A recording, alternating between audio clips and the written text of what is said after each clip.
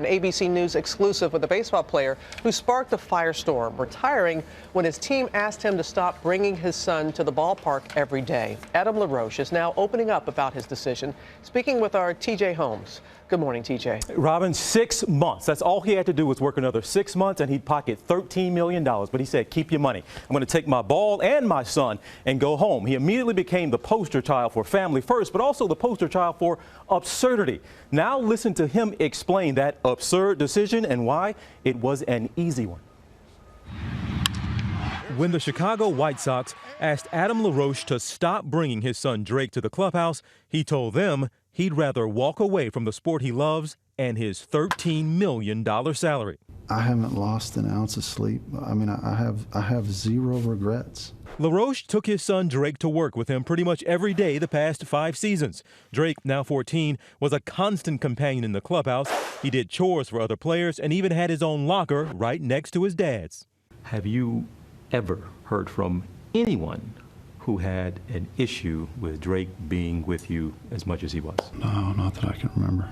But in early March, LaRoche says he was approached by the team executive vice president, Kenny Williams, who initially asked him to dial back Drake's presence in the clubhouse, but then told him not to bring Drake around at all. He just said, enough, enough's enough.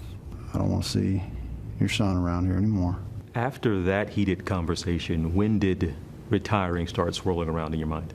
Probably 20 minutes later. A few days later, LaRoche announced his decision to retire, sparking a public debate about kids in the workplace.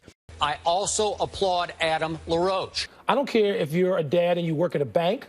Every day is too much. And the logic of leaving so much money on the table. How much was money a factor when you were sitting down and making a decision?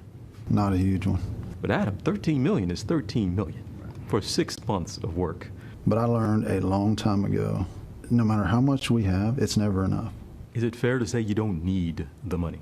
Who doesn't need $13 million? Well, apparently you. If we're viewing, you know what I'm saying? But I mean, in the world, like I get that it's an absurd amount of money. But have you had that moment at least where you stopped and thought to yourself, what the hell was I thinking?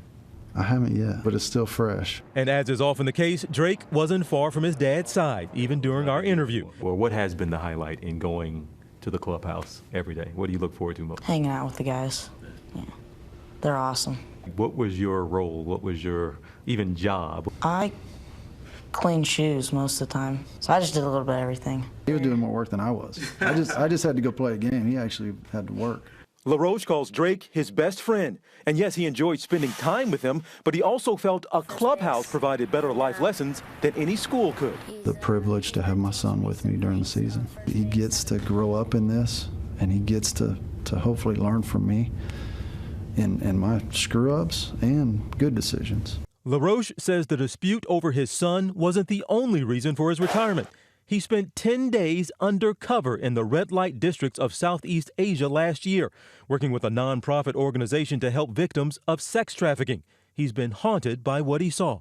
I think having my own kid, having 2 kids of my own, especially a 12-year-old daughter, it's impossible not to picture, man, what if this was my daughter? Baseball wasn't as important after that trip. It wasn't at all. LaRoche says he wants to continue that work in the future.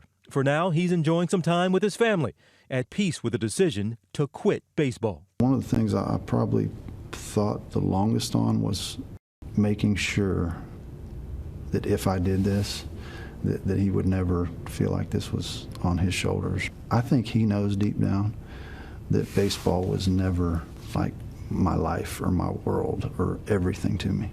There's a lot more to life. All right, and hearing that people's, hear the whole story and hearing it from him. And George, something that jumped out at you, maybe people didn't understand. The first thing he asked the White Sox when they were talking about signing him, is it okay if my son comes and is here with me? So he had a deal. He had that agreement, but it was a handshake. It wasn't in some contract, right? So maybe in practice, once the White Sox saw it, we didn't know it was going to be like this.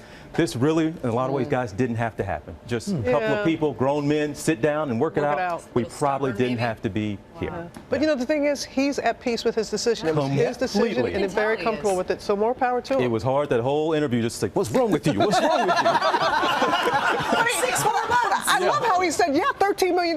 Even for him, he said, yeah, that's a lot of money. That's a lot of money. He gets it. But that's coming from a rich guy already, so $13 million, it's different to me than. Family first at the end of the day.